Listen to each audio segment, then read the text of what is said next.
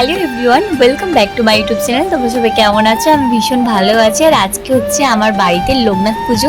তো চলো গাইস, সকালবেলা আমি রেডি হয়ে নিই। আমি এখন রেডি হয়ে গেছি আর অনেক দেরি হয়ে গেল আমাদের রেডি হতে, কারণ কি শাড়ি পরতে পরতে আমার রেডি হতে আমি মেকআপ কোনো কিছু লাগাইনি, কারণ এই গরমে যতই মেকআপ করি না কেন অনেক মানে সব বলে বলে পড়ে যাবে। তো এখন 11:30 বাজে আর এই যে ম্যাডাম নেল পালিশ করছে এখন বসে বসে, ও রেডি হয়ে গেছে, আমিও রেডি হয়ে গেছি। তো আমার কেমন লাগছে কমেন্ট করে বলো, ওপো কেমন লাগছে কমেন্ট করে বলো। তো চলো এখন আমরা বেরোবো, তো ওখানে গিয়ে তোমাদের সাথে কথা বলছি আর ভিডিওটা শেষ পর্যন্ত দেখতে থাকো।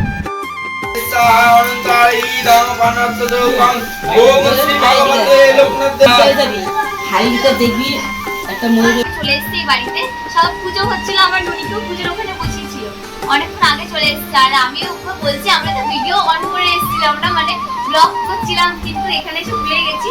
তো আমার ননি একা একা বসে থাকবে, তার জন্য পুজো হয়ে যাওয়ার জন্য তারপরে আমার ননিকে নিয়ে চলে এসেছি। গরমে আমাদেরই কষ্ট হচ্ছে, তাহলে ও একা একা ওই ঠাকুর ঘরে বসেছিল। ভেবেছিলাম আগের দিনটা আমি এসে রিং লাইটটা রেখে গেছিলাম বাড়িতে, ভেবেছিলাম অনেক ভিডিও করব, কিন্তু সত্যি বলতে আমি মাত্র একটা ভিডিও করেছি, কেটে কেটে কেটে কেটে হাজারবার খালি একটা ভিডিও কাটছি। আর আমার মুখের অবস্থা দেখতে পাচ্ছ, যে বাড়িতে আমি কিভাবে এসেছিলাম, আর এখন আমার মুখটা দেখো পুরো মানে পুরো জানি না ভূতের মতন হয়ে গেছে। আর আমার নুনি দেখো, নুনি কিন্তু সুন্দর হয়েছে, আর ওর মনটা আছে খুব আনন্দ, কারণ এমনি সারাদিন একা একা ঘরে থাকে, আর এখন এখানে অনেকে নিশ্চয় এখানে রয়েছে বলে খুব ভালো লাগছে। তো চলো ভিডিওটা দেখতে থাকো। এখন সবে শুরু করছি আমি, কারণ বাড়ি থেকে তোমাদের সাথে কথা বলে এসেছি, আর এই বাড়িতে এসে এইটাই তোমাদের সাথে ফার্স্ট কথা বলছি। তো এখন অনেক কথা বলার বাকি আছে, অনেক ভিডিওটা অনেক আজকে বড় হবে বুঝতেই পারছি, আর তোমরা ভিডিওটা দেখতে থাকো।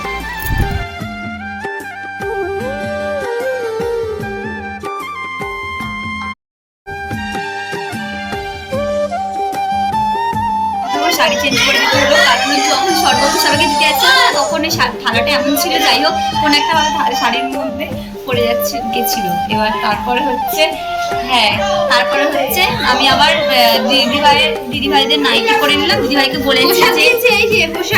বলেছি তুমি জামা নিয়ে আসো, কারণ অনেক লোক আছে, তার জন্য নাইটি পরে থাকবো না। দিদিভাই জামা নিয়ে নাইটি পরে তাহলে কোনো সমস্যা না, কারণ রাত্রে আমি অন্য জামা পরতাম, এমনিতে আবার বাড়িতে যেতে হবে, আবার এই বাড়িতে আসতে অনেক এই রোদ্রের মধ্যে অনেক সমস্যা হবে, তার জন্য আমি এখানে পরে নিচ্ছি। কত ভালোবাসা, লোকে দেখে হিংসা করবে আর জ্বলবে। ঠিক আছে চলো, তো এবার সবাইকে ঠাকুরের প্রসাদ দিতে যাবো। তো চলো, নিচে যাদেরকে স্বর্গ দিতে গেছিলাম তাদেরকে এখন প্রসাদ দিতে যাবো। তো চলো, আমার আজকে খালি বারবার সিঁড়িতে নামা হচ্ছে, ওটা হচ্ছে, তাহলে মায়ের কত কষ্ট হচ্ছে বলো তো, এখন সবাইকে দিতে যাবো। তো চলো, ভালো করে পড়, আমি নাই ঘর থেকে তো বেশি করে নিস ক্যামেরা, আমি নাই তো আজকে মিলিয়ন আর আমি প্যান মো দেওয়া গাইস, ওখানে আইলে দিয়ে দিচ্ছে সবাইকে প্রসাদ।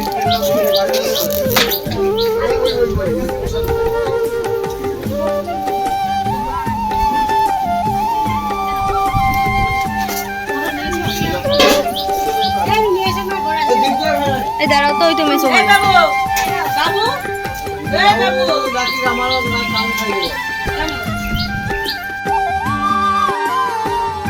আমরা বিকালবেলা ঘুরতে বেরিয়ে গেছি দেখো। আর মা বলছিল যে ননিকে নিয়ে যেতে হবে না, আমি বললাম যে না, ও আমার কাছে সারাদিন ছিল, এখন যদি আমি না নিয়ে যাই ওর মনটা খারাপ হয়ে যাবে। তো এখন আবার আমরা ঘুরতে বেরিয়েছি, সবাই বলছে যে আমাদের এখানে নতুন কেদারনাথ মন্দির হয়েছে, তো অরিজিনাল তো যেতে পারছি না, তার জন্য বারবার ওখানেই যাচ্ছি। আর আগের বারে গেছিলাম ঠিকই, কিন্তু মন্দিরটা বন্ধ ছিল, তার জন্য আর ওখানে যাওয়া হয়নি। তো এখন আমরা ওখানে যাচ্ছি, দেখি আজকে আমাদের ভাগ্যে কি আছে, যদি মন্দিরটা খোলা থাকে। তার গানে তোমাকে না লেখা চিঠিটা ডাক বাক্সের এক কোণে, সাদা খামের না লেখা নাম এঁকেছে তার গান।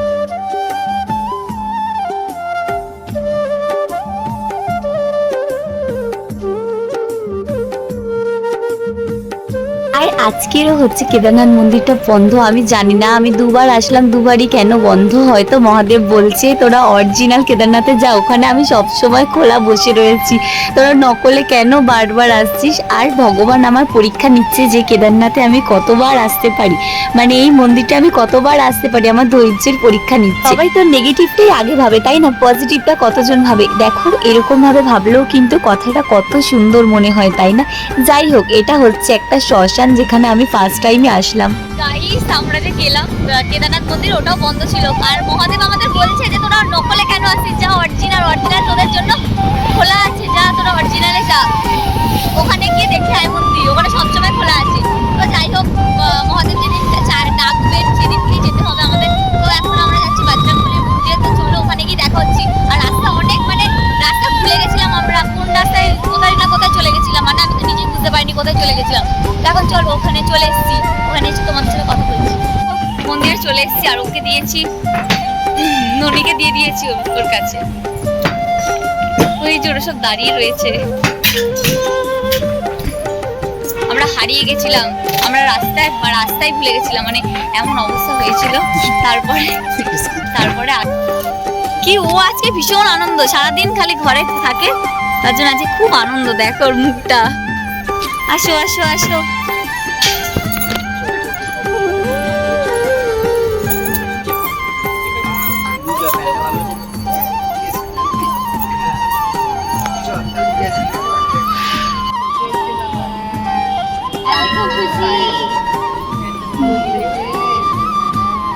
বাড়ি চলে এসেছি, ঘুরে ঘাড়ে বাড়ি চলে এসেছি। এখন আমি আবার রেডি হয়ে গেছি, কারণ সন্ধ্যেবেলা আবার ওই বাড়িতে যেতে হবে, কারণ সন্ধ্যেবেলায় সব অনুষ্ঠান রয়েছে। তো আমি সারাদিন ধরেই ছিলাম। আর এই হচ্ছে যে একবার এই বাড়িতে একবার ওই বাড়িতে, এরকম ভাবে। আর বেশি টাইম লাগে না, 2 মিনিটের রাস্তা, তার জন্য বারবার আসা যাওয়া করা যাচ্ছে।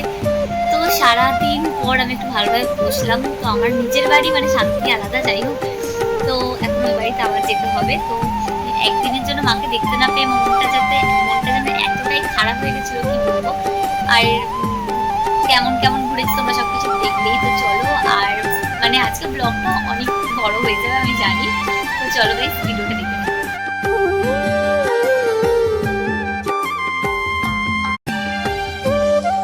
এই সময় কারেন্ট চলে গেছে, তারা নিচে খেতে বসেছে, তারা সব ফোনের টর্চ মেরে মেরে খেতে বসেছে। আর এখন দেখো এই অন্ধকারে আমরা খাবো, সবারই এরকম ভাবে সবাইকে খেতে হবে।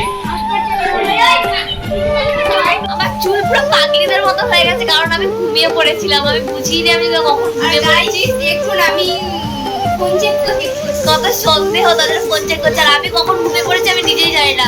আবার ঠান্ডা লেগে গেছে, ওই আমার ঠান্ডা লেগে গেছে। বললাম না তোকে যে আমার আস্তে আস্তে। আজকে সারাদিনে আমি অনেক টায়ার্ড হয়ে গেছি। তো চলো আজকের মতন ভিডিওটা আমি এখানে এন্ড করছি। Bye bye.